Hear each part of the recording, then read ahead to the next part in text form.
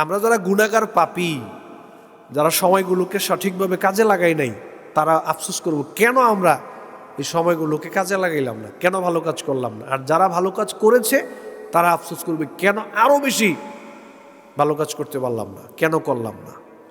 ইয়া লাইতানি কদ্দামতু লি হায়াতি, সেদিন আফসোস করব। আজকের আফসোস, আমি যদি এখন জুমার সালাতে বসে একটু চিন্তা করি যে আমার পিছনে লাইফে তো গুনাহের পাল্লাটা অনেক ভারী হয়ে গেছে, নেকির পাল্লাটা তো নাই বললেই চলে। এখন যদি ওই ব্যাপারে আফসোস করে কান্নাকাটি করে তাওবা করে আমি যদি সিদ্ধান্ত নেই যে না এখন থেকে আমি ভালো হয়ে যাব, আল্লাহর পথে চলবো, দিনের পথে চলবো, আল্লাহকে ভয় করে চলবো, তাহলে এখনকার আফসোস আপনার কাজে লাগবে। কারণ আপনাকে আমাকে আল্লাহ তাআলা সময় দিয়েছেন। আমি চাইলে পিছনের পাপগুলোকে মুছে ফেলতে পারি, আমি চাইলে সামনের সময়টাকে সুন্দর করার সিদ্ধান্ত নিতে পারি, কিন্তু আখেরাতে এই আফসোস করে তো আমার আর কোনো রাস্তাঘাট খোলা নাই। ইয়া লাইতানি কদ্দামতু লি হায়াতি ইয়া ওয়াইলাতানা মা লি হাযাল কিতাব লা ইউগাদিরু সগীরাতান ওয়ালা কাবীরাতান ইল্লা আহসাহা। আমার হায়াতের, আমার সময়ের জন্য আমি আফসোস করবো আল্লাহর কাছে। আল্লাহকে বলবো এটা কেমন আমলনামা দিলেন, দুনিয়ার জীবনে যা করেছি সকল কিছুই দিকে এখানে চলে আসছে, রেকর্ড হয়ে আছে। এজন্য নবীজি বলছেন আল কাইসু মান দানা নাফসাহু ওয়া আমিলা লিমা বাদাল মাউত।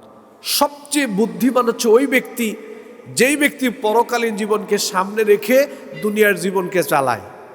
কিভাবে পরকালীন জীবনে ভালো থাকা যাবে, সুখে থাকা যাবে, শান্তিতে থাকা যাবে, জান্নাতে যাওয়া যাবে, এই চিন্তা করে যারা দুনিয়ার জীবনে নেকির কাজ করে, ভালো কাজ করে, পরকালের জন্য ভালো কাজ দুনিয়াতে করে, নবীজি বলছে এদের চেয়ে বুদ্ধিমান মানুষ দুনিয়াতে আর হতে পারে না। কারণ আমাদের আসল ঠিকানা তো আখেরাত, আমাদের আসল ঠিকানা তো জান্নাত। আমরা জান্নাত থেকে এসেছি, আবার আল্লাহ আমাদেরকে জান্নাত দিবেন। আমরা কেন জাহান্নামে যাব? আল্লাহ তো আমাদের জন্য জাহান্নাম তৈরি করে নাই, আমাদেরকে তো আল্লাহ জাহান্নামের জন্য বানায়নি, আল্লাহ আমাদেরকে বানাইছেন জান্নাতের জন্য। তো আমি কেন ইচ্ছে করে জাহান্নামের দিকে যাচ্ছি? আল্লাহ তো জাহান্নামে দেওয়ার জন্য আল্লাহর কোনো ইচ্ছা নাই। আল্লাহ আমাদের জন্য জান্নাত তৈরি করে রেখেছেন, উইদ্দাত লিল মুত্তাকিন, মুত্তাকিদের জন্য আল্লাহ জান্নাত প্রস্তুত করেছেন। তো আমি কেন স্বেচ্ছা ইচ্ছে করে কেন আমি আর আপনি জাহান্নামের দিকে যাচ্ছি? এটা তো আমাদের জায়গা না। এজন্য ওয়া আমিলা লিমা বাদাল মাউত, সবচেয়ে বুদ্ধিমান হচ্ছে ওই ব্যক্তি যে পরকালীন জীবনের জন্য কাজ করে, পরকালীন মুক্তির জন্য কাজ করে, জান্নাতের জন্য কাজ করে, এরাও সবচেয়ে বুদ্ধিমান। অতএব আমাদের এই সময়গুলোকে পূর্বের সময় থেকে শিক্ষা নিয়ে সামনের সময়টা আল্লাহর জন্য প্রস্তুত করা, কাজ করা, আখিরাতের জন্য কাজ করা। পরকালে যাওয়ার দরকারটা কি? আমি আর আপনি যদি এখন হিসাব করি, ফাআম্মা মান সাকুলাত মাওয়াজিনু ফাহুয়া ফি আইশাতির রাদিয়া ওয়া আম্মা মান খাফফাত মাওয়াজিনু ফাউম্মুহু হাওিয়া ওয়া মা আদরাকা মা হিয়া নারুন হামিয়া। কিয়ামত দিবসে যাদের নেকির পাল্লাটা ভারী হবে তারা সন্তুষ্টজনক একটা জীবন যাপন করবে, আল্লাহ তাদেরকে জান্নাত দিবেন। আর যাদের গুনাহের পাল্লাটা ভারী হবে তারা জাহান্নামে চলে যাবে, আগুনে জ্বলবে। আখিরাতের ময়দানে কিয়ামত দিবসে আমলকে নেকির পাল্লা ভারী হবে না গুনাহের পাল্লা ভারী হবে?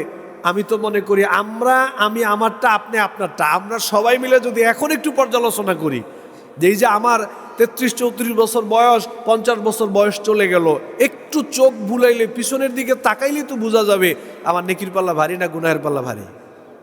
এটা তো আমি নির্ধারণ করতে পারি,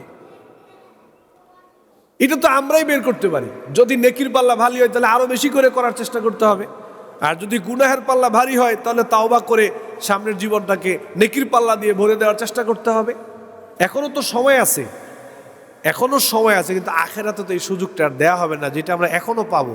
ইয়া লাইতানি কদ্দামতু লি হায়াতি, আফসোস করে বলো আল্লাহ সুন্দর জীবন দিছিলেন, হায়াত দিছিলেন, নষ্ট করে ফেললাম, কিন্তু আফসোস করে তো কোনো লাভ হবে না। অতএব বন্ধুগণ আমার, আল্লাহ আরো একটি বছর আপনাকে আমাকে পাওয়ার মতো তৌফিক দিয়েছেন। জীবন থেকে একটা বছর মাইনাস হয়ে গেল, চলে গেল, এই জন্য আল্লাহর কাছে তাওবা করা, মাপ চাওয়া, ক্ষমা চাওয়া, কান্নাকাটি করা, এবং সামনের সময়গুলোকে কিভাবে বেশি বেশি করে নেকির কাজ করে আল্লাহর পথে ব্যয় করা যায়, এরকম একটা সিদ্ধান্ত আপনাকে আমাকে নিতে হবে। আল্লাহ তৌফিক দান করুন। আল্লাহুম্মা আমিন।